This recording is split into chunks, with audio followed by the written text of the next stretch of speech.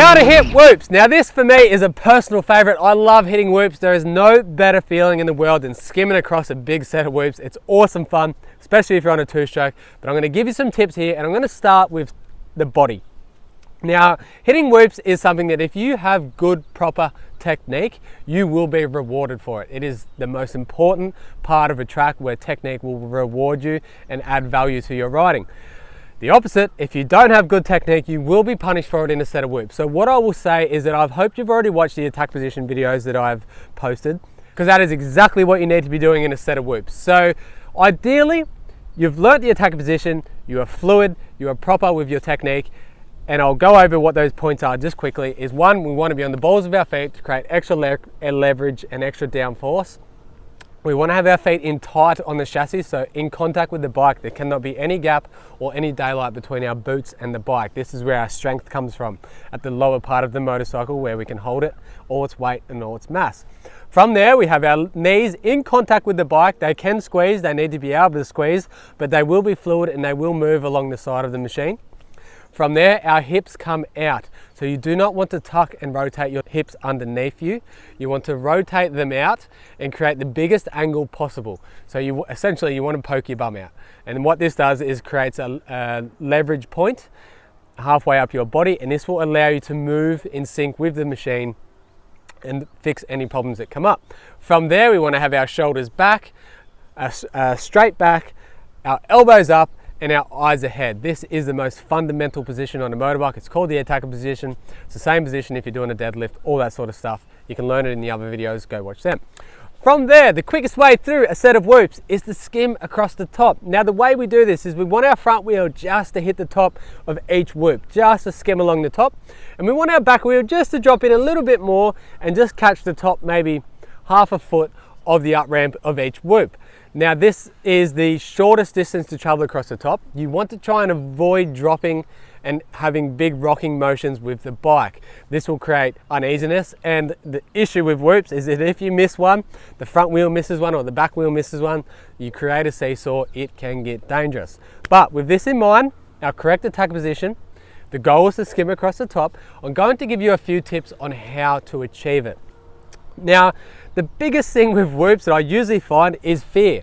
Considering you've done the first two steps correctly, the third obstacle is having the right mindset, so getting rid of the fear. And the reason I say this is that you need to create a level and steady bike across the top. If you are chopping the throttle, if you do not commit, if you hesitate at any point, your bike will drop and you'll get the seesawing motion, and from there it's a wild ride. You don't want to do it. So what I will say is that as you approach the up ramp on the set of whoops, you want to keep your body up tall in the attack position, and you want to ride a smooth throttle straight in. You do not want to chop it. Where you hit the first whoop on a set of Supercross whoops is the most important part. If you dive the front wheel at the bottom, the back wheel is going to hit and you'll start the rocking motion. Vice versa. If you drive the front wheel over the top and it misses the whoop completely, the back wheel is going to kick it up and you'll create this again. So I would say 80% of Supercross whoops is mastered in the first two whoops. So getting the body up, getting the bike to hit, getting the front wheel to hit just at the top, and getting the back wheel just to whack the top of it as well. And once you're up on top, it's actually quite simple.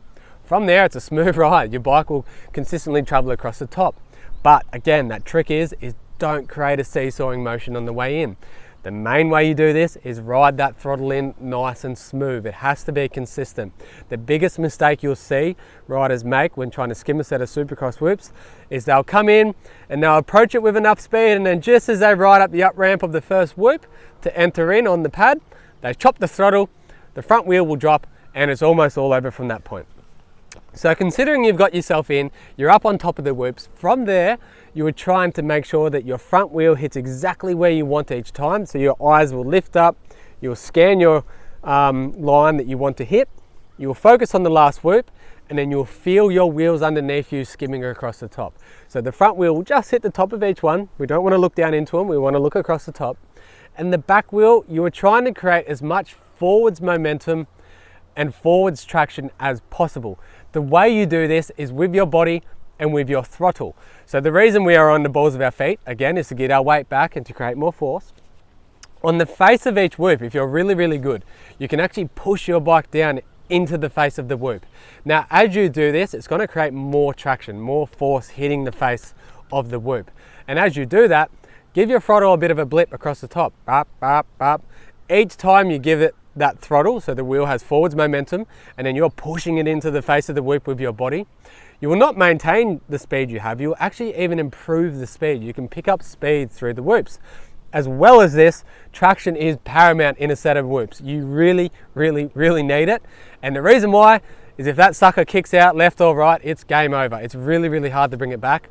But if you can create that downforce and that forwards momentum and that traction, happy days. The bike will travel through nice and straight. Keep your legs in contact, squeeze all the things that a good attack position has. From there, our hips will hinge like the way we want it to.